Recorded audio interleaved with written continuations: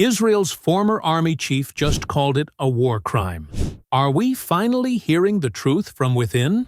When a decorated Israeli general, once entrusted with the nation's highest security operations, publicly accuses his own government of committing war crimes in Gaza, the world must pause. Is this just political dissent, or a whistleblower revealing atrocities too grave to ignore? The silence is breaking, not from outside critics, but from deep within Israel's own security elite. On July 21, 2025, something extraordinary happened. Something that shattered the wall of silence surrounding Israel's military campaign in Gaza. Moshe Yaalon, the former chief of staff of the Israeli Defense Forces and former defense minister, took to social media with a message not of support, but of condemnation. A man once at the very heart of Israel's security establishment, now accusing his own government of committing war crimes. This wasn't a fringe opinion or a politically motivated rant. This was a cold, direct assessment grounded in the language of international law.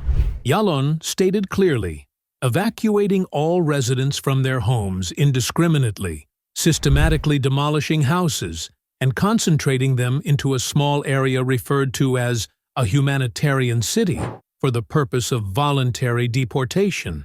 This is a series of war crimes under international law. He spoke of forced displacement, mass demolitions, and the deliberate use of starvation to drive people from their homes. These aren't tactical mistakes. These are strategic policies designed to reshape Gaza through pain and pressure. Yaalon, who once oversaw military operations, is now sounding the alarm, not as a politician, but as a soldier with a conscience. He continued, starving the population to achieve voluntary displacement is a war crime and a moral failure that contradicts our values. Shooting and killing people without a life-threatening situation is murder and a war crime. Let those words sink in.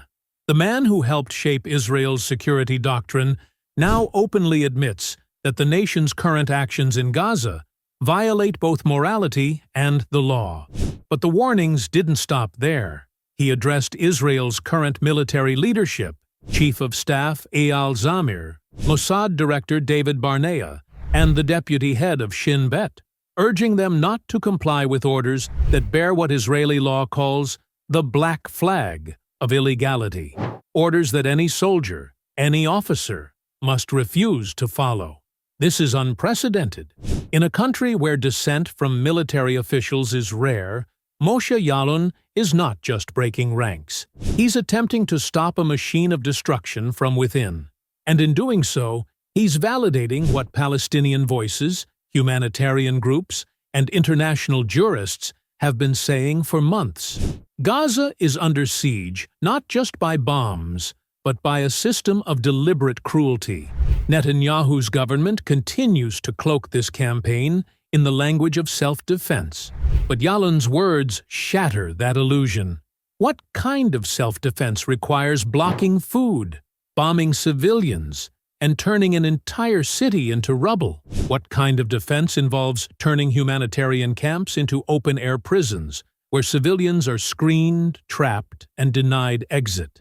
Over 59,000 Palestinians have been killed, many of them children. Schools, hospitals, and refugee camps have become targets. Gaza's healthcare system is gone. The people are starving, grieving, resisting, but they are not silent. And now, neither are Israel's own generals. Yaalon's statement is a warning to the world. What's happening in Gaza is not a military operation. It's a humanitarian catastrophe of historic proportions, and it's being carried out knowingly, willingly, and without remorse. This is not just a call for reflection, it's a call for action. When Israel's own former army chief calls this a war crime, the world must respond. Share the truth, break the silence. Stand with Gaza, not just in sorrow, but in solidarity. Subscribe, raise your voice, and demand justice. History is watching, and the time to act with courage, clarity, and conscience is right now.